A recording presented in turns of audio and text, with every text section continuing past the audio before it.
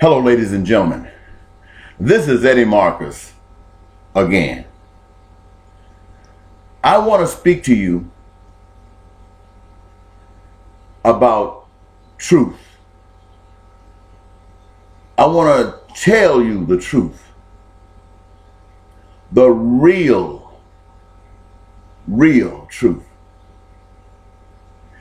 Like human beings, we come into this world and we learn from our environment. That which we're exposed to, we catch on readily. And we can catch on to some things foreign once they are no longer foreign. So like you, I too come into this world. My background was basically poverty. So I know a lot about poverty. And I say I know a lot about God. But if the truth be known, the reason that I say I know God foundationally is because that's what I've always been taught. From the cradle to now, I've always been taught that there was a God, and God was this and God was that, and we had all the readings and writings and testimonials or whatever. And so I basically accepted that as a foundational thing. But if you gave me a lie detector test and asked me if I was a child of God, if I believed in God, based upon that statement that I just made, the answer would have to say no. Because that is not enough to make God real in anyone's life. And so I have to be honest with you and tell you my story. Sure, I looked around and I saw the earth that I walked on, and I saw the things that I've been exposed to that grow out of the ground, even ants and gophers and things like that. And I know that mankind had no involvement, at least my understanding is that they had no involvement in the creation of such. I know I didn't. And so I credit that to a power that is much, much beyond me. In fact, my own personal existence, even though I know the birth process, the reproductive process for humans, I still am aware that the first humans had to come from somewhere. So I have to give that to a power beyond me. So I see people come and I see people go. I see flowers bloom. I see flowers go. And so that process continuously, I have to give that to a power that I really can't say I know. But all of these magnificent things, and I call them magnificent because they are much more powerful, much more unique, much more needed than you and I could ever do. And so since I heard so much about this God, I attribute that to God. I attribute that to God, but I don't know that. Few miracles that have occurred in my life that made it more possible of God than anything I could ever. And so I changed my foundation of belief in God from what I had just explained to you, all of that, and put it on that miracle. Because the miracle in itself had to be from a God. And so for me, while I could say I don't know, now the evidence has got to be. But even then, I can't be sure. I can't be sure. Things happen. I hear a lot of people talk about God, especially preachers, and I'd be honest and tell you the truth. There's an old saying says, believe nothing that you hear and very little that you see. So living as long as I've lived, I know everybody I ever talked to were liars. Never talked to a person that wasn't a liar. I don't care how old. And babies could talk. They even lied. They might not even know they were lying, but they were lying. So everybody I ever talked to was a liar. So when somebody comes telling me something about in a book and think that I'm supposed to believe that everything in that book is true, absolutely true, you can believe what you want to believe. But I'm not that stupid.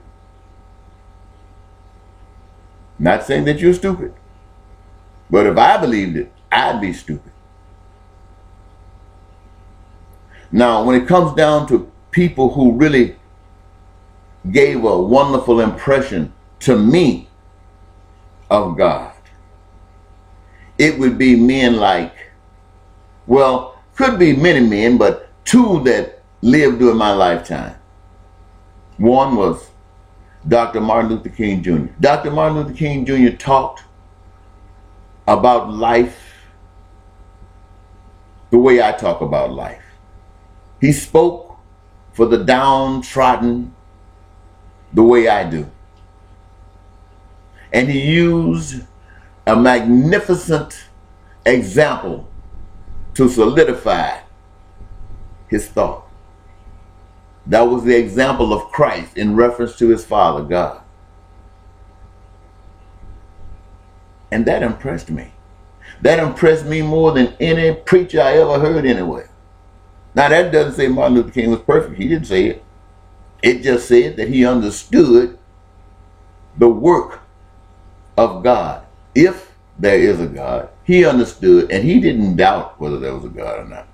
He understood the work of God in his own life. And so he went forward. That was unique. Another man was Malcolm X. Malcolm X was angry in the beginning. He was so angry that he was caught up in a lie. And you see, anger is an emotion. And when you are being emotional, you're weak. Some people think you're strong, but you're really weak because you're not clear-headed. And so something phony came at him in his moment of weakness, in his moment of anger, and captured him. And he came out and was doing what he considered a wonderful work. It kind of reminded me of Paul. Not that I said, remind the story in the Bible of Paul. It reminds me of Paul, how he was persecuting so-called Christians. Malcolm was out hating, really hating white people, hating black people who didn't think the way they thought. But in his life, he experienced certain things and he changed. He changed. He stopped hating people because of their color. He stopped being upset with people because of their lack of understanding, who lacked knowledge, and became a force for that for which they lacked. And these men were killed because of that, as were even the people in the Bible.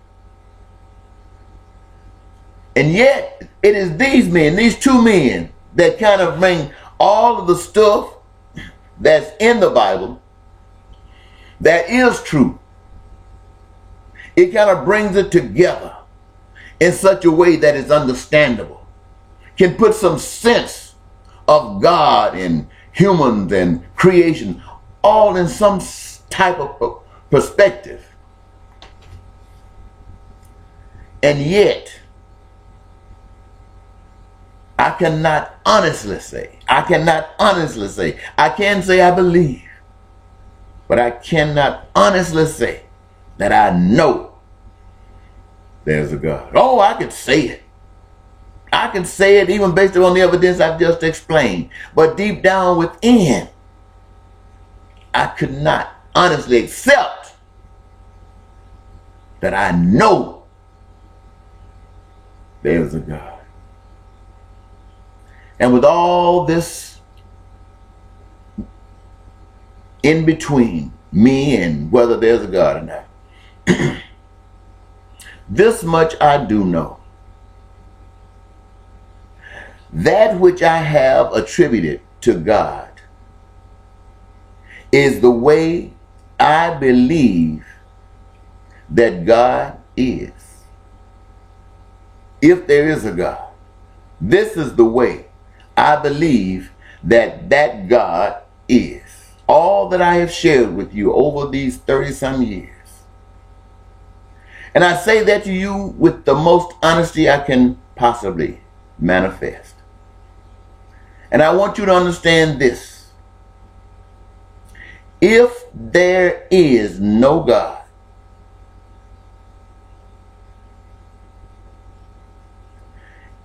I would want,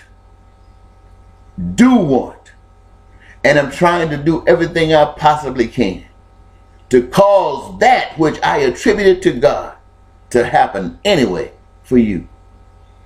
And that would be that every human being on the face of the earth could experience peace, prosperity, and joy.